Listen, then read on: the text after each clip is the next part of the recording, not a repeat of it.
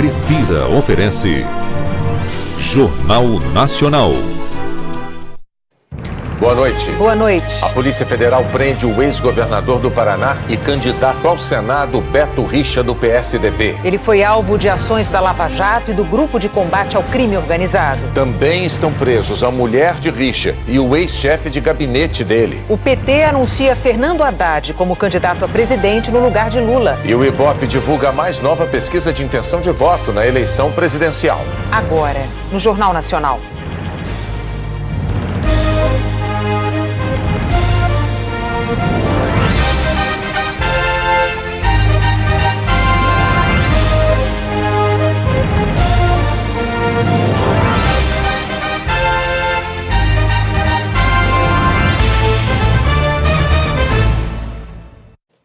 O Ibope divulgou hoje uma nova pesquisa de intenção de voto para presidente. O levantamento foi realizado no sábado, no domingo e ontem. Portanto, é a primeira pesquisa do Instituto depois do atentado contra o candidato do PSL, Jair Bolsonaro. E o segundo, desde que o TSE rejeitou a candidatura do ex-presidente Lula com base na lei da ficha limpa. O Ibope pesquisou o cenário com Fernando Haddad, do PT, já como substituto de Lula. O nível de confiança é de 95%. Quer dizer que há uma probabilidade de 95% de os resultados retratarem a realidade, considerando a margem de erro, que é de 2 pontos para mais ou para menos. Em agosto, Jair Bolsonaro, do PSL, tinha 20%. No início de setembro, oscilou dentro da margem de erro para 22%. Agora foi para 26%. Com a margem de erro, tem de 24% a 28%. Ciro Gomes, do PDT, tinha 9%, foi para 12% e agora está com 11%. Com a margem de erro, tem de 9% a 13%. Marina Silva, da Rede, estava com 12%, depois 12% de novo, agora está com 9%. Com a margem de erro, tem de 7% a 11%. Geraldo Alckmin, do PSDB, tinha 7%, depois 9% e agora manteve os 9%. Com a margem de erro, tem de 7% a 11%. Marina Silva e Geraldo Alckmin estão, portanto, empatados. Fernando Haddad, do PT, estava com 4%, depois 6% e agora tem 8%. Considerando a margem de erro, tem de 6% a 10%. Ciro Gomes, Marina Silva, Geraldo Alckmin e Fernando Haddad estão tecnicamente empatados. Álvaro Dias, do Podemos, tinha 3%, depois 3% de novo e agora continua com 3%. Com a margem de erro, tem de 1 a 5%. João Amoedo, do Novo, estava com 1%, depois 3%, agora está com 3%. Considerando a margem de erro, tem de 1 a 5%. Henrique Meirelles, do MDB, tinha 1%, depois 2% e agora está com 3%. Com a margem de erro, tem de 1 a 5%. Álvaro Dias, João Amoedo e Henrique Meirelles estão, portanto, empatados. Vera Lúcia, do PSTU, tinha 1%, depois 1% e agora permaneceu com 1%. Com a margem de erro, tem de 0 a 3%. Ela está tecnicamente empatada com Álvaro Dias, João Amoedo e Henrique Meirelles. Cabo Daciolo, do Patriota, tinha 1%, depois 0% e agora oscilou para 1%. Com a margem de erro, tem de 0 a 3%. Ele está empatado com Vera Lúcia e tecnicamente empatado com Álvaro Dias, João Amoedo e Henrique Meirelles. Guilherme Boulos, do PSOL, e João Goulart Filho, do PPL, tinham 1%, depois 1% de novo, e agora aparecem com 0%. Com a margem de erro, tem de 0 a 2%. Votos brancos e nulos somavam 29%, depois 21% e agora são 19%. Os que não responderam ou não quiseram opinar eram 9%, depois 7% e agora são 7%. José Maria Emael, do Democracia Cristã, não pontuou. O Ibope também pesquisou a rejeição. O Instituto perguntou, dentre estes candidatos a presidente da República, em qual o senhor ou a senhora não votaria de jeito nenhum? Neste levantamento, os entrevistados podem citar mais de um candidato, por isso os resultados somam mais de 100%. Jair Bolsonaro tinha 44% de rejeição no início do mês, agora tem 41%. Marina Silva tinha 26%, agora 24%. Fernando Haddad, 23%, agora 23% de novo. Geraldo Alckmin, 22%, agora 19%. Ciro Gomes tinha 20%, agora tem 17%. Henrique Meirelles aparecia com 14% e agora com 11%. Cabo Daciolo tinha 14% e agora tem 11%. Emael, 14% e agora 11%. Guilherme Boulos tinha 13%, agora 11%. Vera Lúcia, 13%, agora também 11%. João Amoedo tinha 12% e agora 10%. Álvaro Dias, 13% e agora 9%. João Goulart Filho, 11%, agora 8%. No início do mês, 1% disse que poderia votar em todos, agora são 2%. Os que não souberam ou preferiram não opinar eram 10% e agora são 11%. O Ibope também pesquisou possíveis cenários de segundo turno. O Instituto fez uma série de combinações com 2 nomes e perguntou em quem o eleitor votaria se tivesse que escolher um deles. Em um segundo turno com Ciro Gomes e Jair Bolsonaro, 40% responderam que votariam em Ciro Gomes, 37% em Jair Bolsonaro. Os 2 candidatos estão tecnicamente empatados.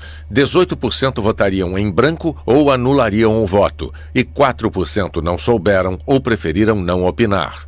Numa disputa entre Geraldo Alckmin e Jair Bolsonaro, 38% disseram que votariam em Geraldo Alckmin, 37% escolheriam Jair Bolsonaro. Os 2 candidatos estão tecnicamente empatados. Brancos e nulos, 21%, 4% não souberam ou não opinaram. Se os candidatos do segundo turno fossem Jair Bolsonaro e Marina Silva, 38% disseram que votariam em Bolsonaro e 38% em Marina Silva. Os 2 candidatos estão empatados. 20% votariam em branco ou anulariam o voto e 4% não souberam ou não opinaram. No cenário de uma disputa de segundo turno entre Fernando Haddad e Jair Bolsonaro, 36% disseram que votariam em Fernando Haddad, 40% em Jair Bolsonaro. Os 2 candidatos estão tecnicamente empatados no limite da margem de erro. 19% votariam branco ou nulo e 5% não souberam ou não opinaram.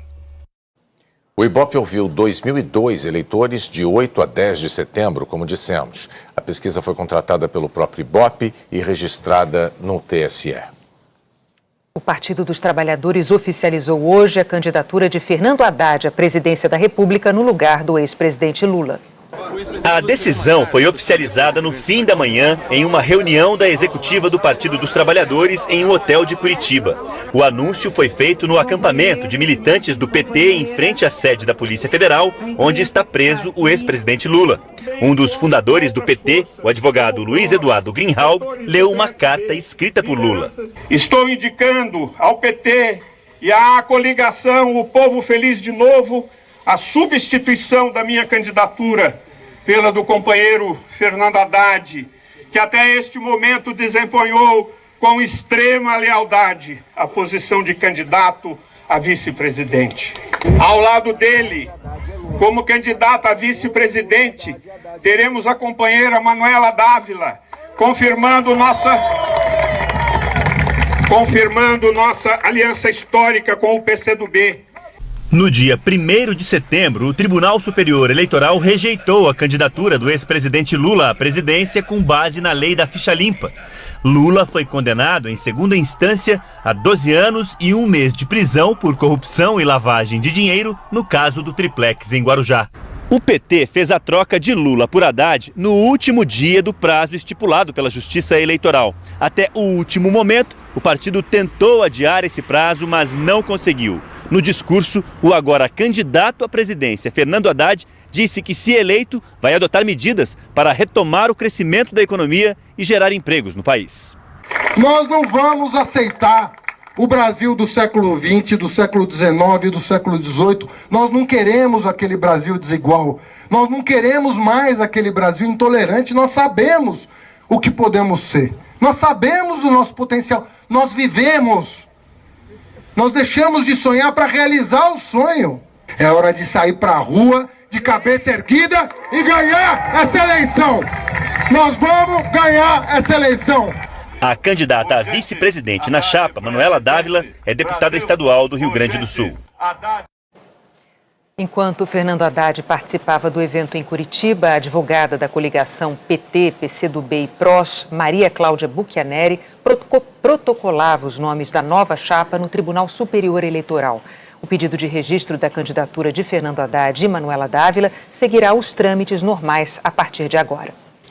O candidato do PSL, Jair Bolsonaro, saiu hoje da UTI do Hospital Albert Einstein, em São Paulo. Jair Bolsonaro recebeu a primeira refeição por via oral hoje. Segundo nota do Hospital Albert Einstein, ele saiu da UTI e está agora numa unidade de terapia semi-intensiva. Bolsonaro está sem febre e sem sinais de infecção. Pela manhã, o hospital já havia informado que a alimentação oral vai ser aumentada aos poucos, mas que ele continua recebendo nutrientes na veia. Os médicos continuam aumentando o tempo das caminhadas de Bolsonaro para ajudar na recuperação do funcionamento do intestino. Hoje, ele saiu do quarto pela primeira vez e andou pelos corredores do 5º andar do hospital. O candidato continua a usar a internet para fazer campanha. Ele escreveu que a segurança é prioridade. Disse que as pessoas precisam de emprego, querem educação, mas que de nada adianta se continuarem sendo vítimas de latrocínio a caminho de seus trabalhos. E que de nada adianta se o tráfico de drogas permanecer na porta das escolas. À tarde, o cantor Roger publicou uma foto dos dois sorrindo no hospital. A candidata da Rede, Marina Silva, escolheu o Rio de Janeiro para fazer campanha hoje. O primeiro compromisso de Marina Silva foi uma sabatina no jornal Globo. Sobre segurança pública, falou que pretende discutir um plano nacional com estados e municípios. Entre outras medidas, ela se comprometeu a investir em inteligência para combater a criminalidade. Marina Silva também visitou essa ONG, que dá apoio a crianças com problemas de saúde e ajuda as famílias em situação vulnerável a melhorar as condições de vida.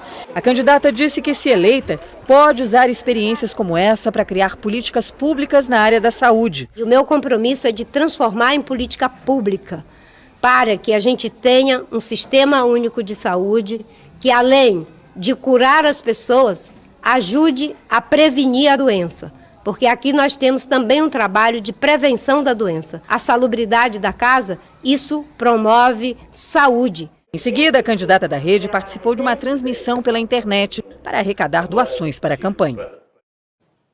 O candidato do PSDB, Geraldo Alckmin, fez campanha em São Paulo.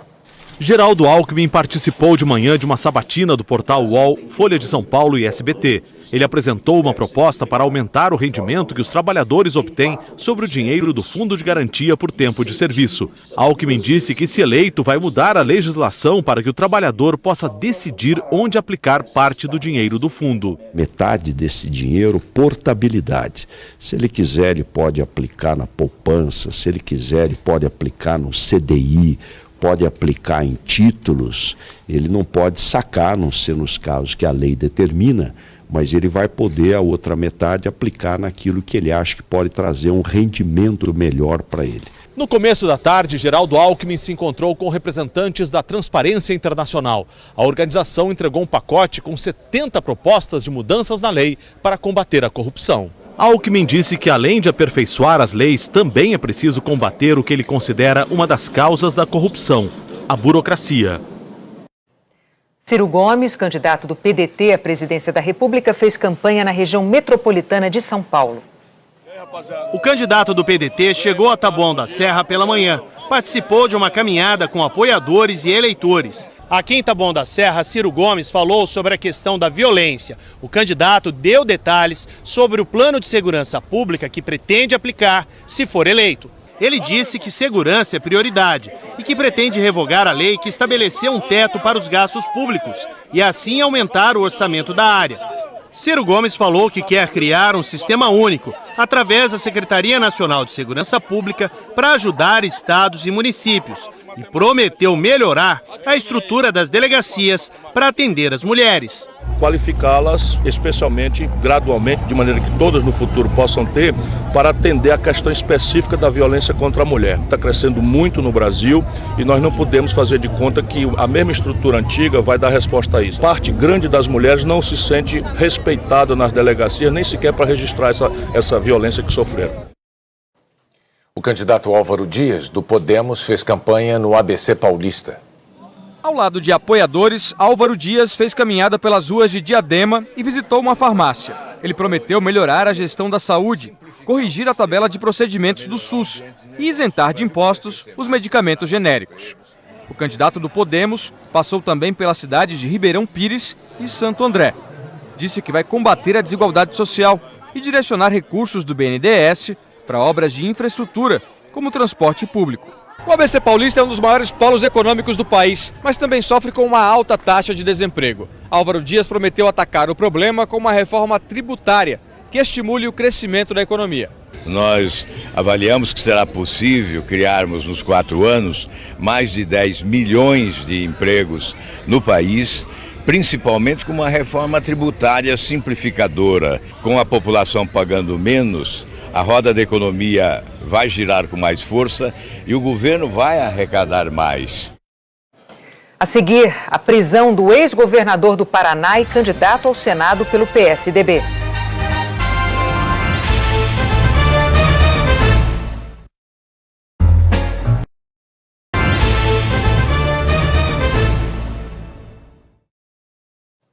A polícia prendeu 14 pessoas em 2 operações realizadas no Paraná. Entre os presos estão o ex-governador Beto Richa, do PSDB, a mulher, o irmão, o primo e o ex-chefe de gabinete. Uma das operações foi do GAECO, Grupo Especial de Combate ao Crime Organizado. E apura se agentes públicos receberam propina para beneficiar empresários em licitações de um programa responsável pela manutenção de estradas rurais.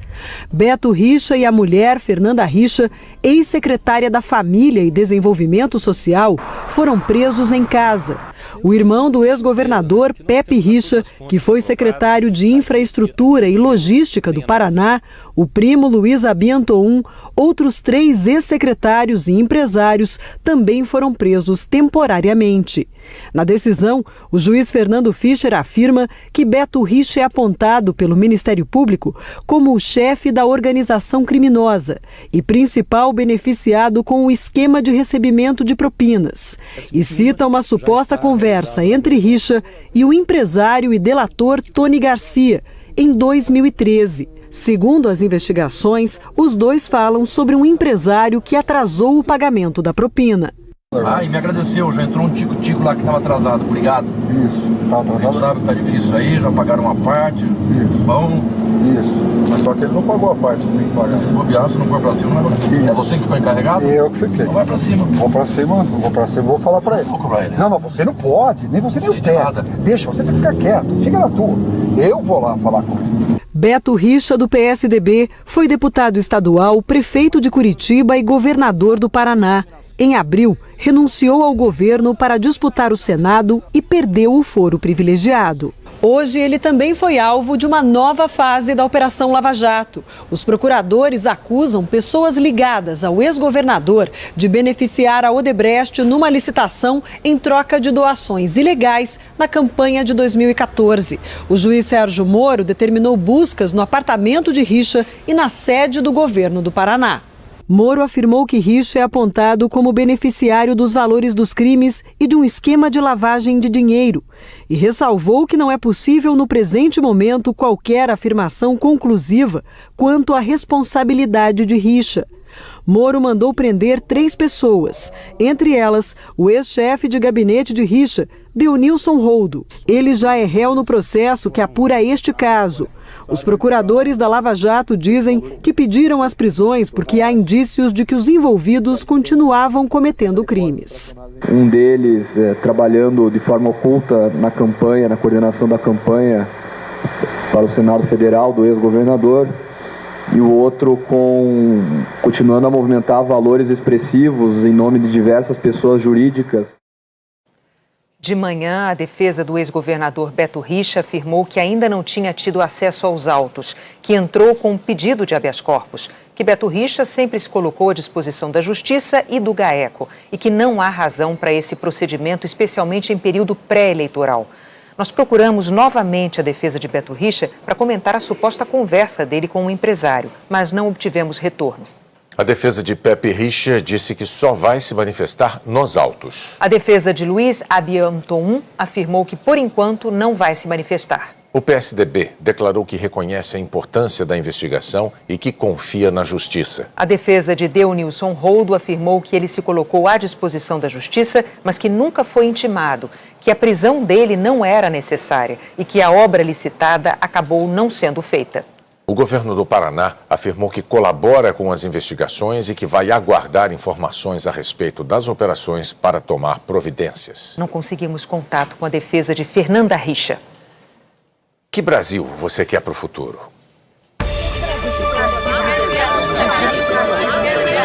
Nome é Sandra Triste, sou da cidade de Itati, Rio Grande do Sul.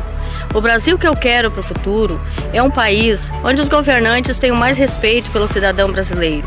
Um país com justiça, sem corrupção, com mais segurança, onde as leis sejam aplicadas para combater a criminalidade.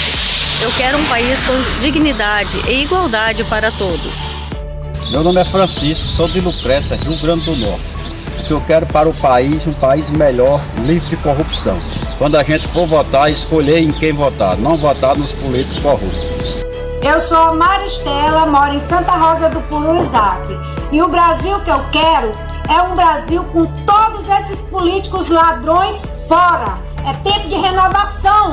Meu nome é Wagner Silva, falo de Vargem Bonita, Santa Catarina. E o Brasil que eu quero é um Brasil onde os governantes lutem para diminuir a desigualdade social e reduzam drasticamente a carga tributária. Mara Amaral, Capitão Enéas, norte de Minas Gerais. O que eu quero para o futuro do Brasil é uma redução nas cadeiras das câmaras federal, estaduais e municipais de 50%. Sou Elane Medeiros, de Igarapé Grande, Maranhão. E o Brasil que eu quero é um Brasil com um salário mais digno e menos impostos aos nossos brasileiros. Esse é o Brasil que eu quero. Meu nome é José Sobrinho de Oliveira, sou da cidade de Franciscópolis, Minas Gerais. E o Brasil que nós queremos é um Brasil onde os políticos tenham consciência de fazer tudo para o povo, porque o político nada mais é do que um funcionário do povo, que o povo também tem consciência ao votar, porque a partir do momento que você vota, você vai estar assinando um contrato de 4 anos.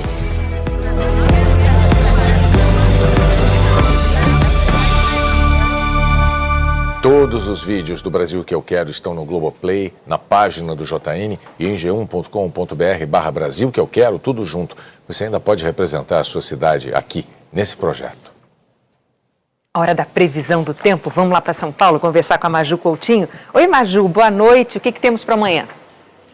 Oi, Renata, boa noite para você, para o Bonner e para todos. Olha, Renata, a chuva mais forte, mais expressiva deve atingir parte de Santa Catarina, viu? Também sobra um pouco de chuva forte para a região serrana do Rio, Espírito Santo, pedacinho de Minas. Aqui nessa faixa litorânea do Nordeste é chuva ligeirinha. Lá na região norte temos as pancadas clássicas, avançando também para o norte de Mato Grosso. Agora, no amarelão, tempo firme em muitos lugares, tempo seco, e tem lugar que vai ficar muito quente e muito seco, como Cuiabá, com 41 graus, que é a mesma máxima, gente, de Palmas, 36 lá em Goiânia. Agora é a vez de ver onde vai ser o dia quente e úmido. Macapá, Manaus e Natal estão aí nesse time. Tempo agradável, nem tão quente, nem tão frio, também tem aqui. Olha só, em BH o dia começa com 16, a máxima vai ser de 27, Rio à tarde faz 28 graus, São Paulo com 24 e tempo firme nessas capitais. E tem também as capitais chuvosas, são elas Floripa, que deve passar o dia com céu fechado, carrancudo, apenas 19 graus de máxima. Em Vitória o tempo abre, fecha, chove, para e deve fazer 24 graus à tarde. Renata. Obrigada, Maju. Até amanhã. Olha, a Maju falou em chuva forte lá em Santa Catarina. A gente vai falar de furacão nos Estados Unidos. O furacão Florence, a maior tempestade a ameaçar os estados americanos da Carolina do Norte e do Sul em quase 3 décadas, deve provocar enchentes nas próximas 48 horas, quando está previsto para chegar à costa leste dos Estados Unidos. Com ventos de 215 quilômetros por hora, Florence, por enquanto, é uma tempestade de categoria 4. Mais de 1 milhão de pessoas recebeu ordens para deixar as casas. A imagem assusta, né? Nesta terça-feira, uma multidão de 1 milhão de pessoas pediu nas ruas de Barcelona a independência da Catalunha. Foi mais um grande ato do movimento que quer que a região deixe de ser parte da Espanha. Os manifestantes exigem também a libertação dos presos políticos envolvidos na declaração unilateral de independência que fracassou há quase um ano. A seguir, o depoimento do agressor de Jair Bolsonaro do PSL.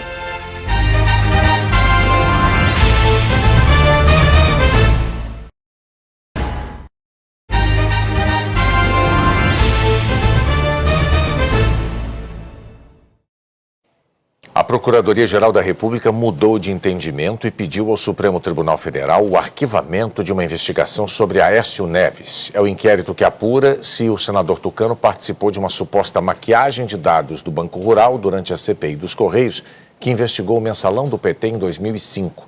A Procuradoria queria que a investigação continuasse na primeira instância, mas hoje pediu o arquivamento por considerar que não há elementos mínimos contra o senador. O ministro Gilmar Mendes vai analisar o pedido. A defesa de Aécio Neves afirmou que a posição da PGR confirma a completa ausência de irregularidade envolvendo o cliente. A segunda turma do Supremo Tribunal Federal arquivou o inquérito contra a senadora Cátia Abreu, do PDT, candidata a vice-presidente na chapa de Ciro Gomes. Executivos da Odebrecht afirmaram ter repassado R$500 mil via Caixa 2 para a campanha dela em 2014. A maioria dos ministros considerou os indícios frágeis para dar continuidade à investigação. Cátia Abreu declarou que sempre teve certeza de que o inquérito seria arquivado e que nunca duvidou de que a justiça seria feita. A segunda turma também arquivou o inquérito que investigava o senador Fernando Bezerra Coelho, do MDB, suspeito de ter recebido R$200 mil da Odebrecht via Caixa 2 para a campanha de 2010. Os ministros entenderam que não havia indícios mínimos para continuar a investigação. Fernando Bezerra Coelho declarou em nota que sempre confiou nas instituições e na atuação séria do judiciário. A primeira turma do Supremo Tribunal Federal decidiu hoje rejeitar uma denúncia contra o deputado Jair Bolsonaro, candidato do PSL à presidência da República, pelo crime de racismo. Bolsonaro foi denunciado em abril por causa de declarações numa palestra no Clube Hebraica, no Rio de Janeiro, no ano passado.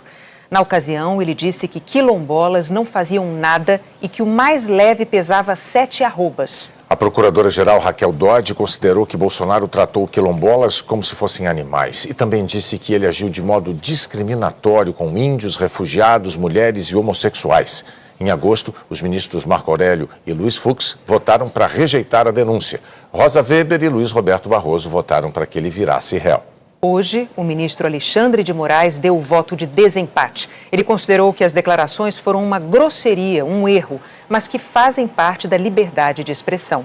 Segundo o ministro, Bolsonaro fez o discurso num contexto de crítica a políticas sociais e que é o eleitor quem deve analisar o impacto das falas. Com isso, o caso vai ser arquivado. O Jornal Nacional obteve o vídeo da entrevista de custódia do agressor Adélio Bispo de Oliveira com a juíza Patrícia Alencar Teixeira de Carvalho, um dia depois do atentado contra o candidato Jair Bolsonaro em Juiz de Fora, Minas Gerais. Na entrevista, o agressor aparenta calma e responde às perguntas de maneira articulada. O agressor chama de incidente o atentado violento que cometeu contra a vida do candidato Bolsonaro, do PSL. Um incidente, um imprevisto que terminou, digamos assim, de forma problemática, discordâncias em certos pontos, correto? Em diferentes pontos, digamos assim, não saberia nem expressar, mas o fato ocorreu, entendeu? Houve um ferimento, correto, embora pretendíamos pelo menos dar uma resposta, um susto, alguma coisa dessa natureza, entendeu?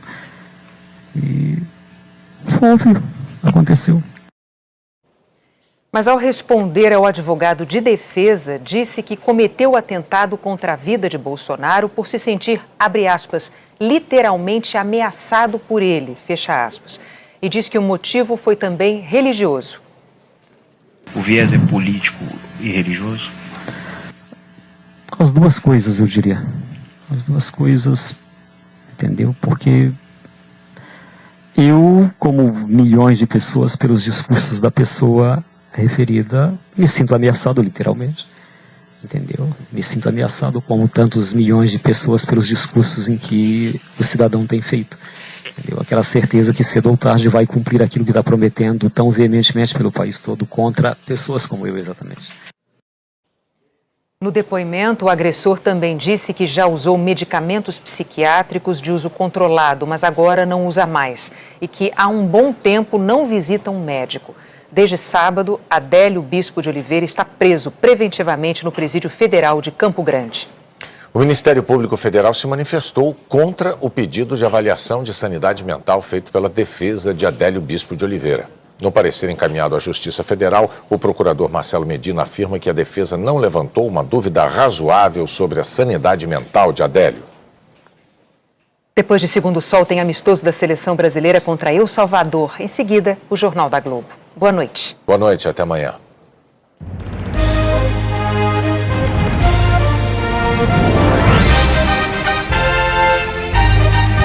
Inscreva-se e ative o sino.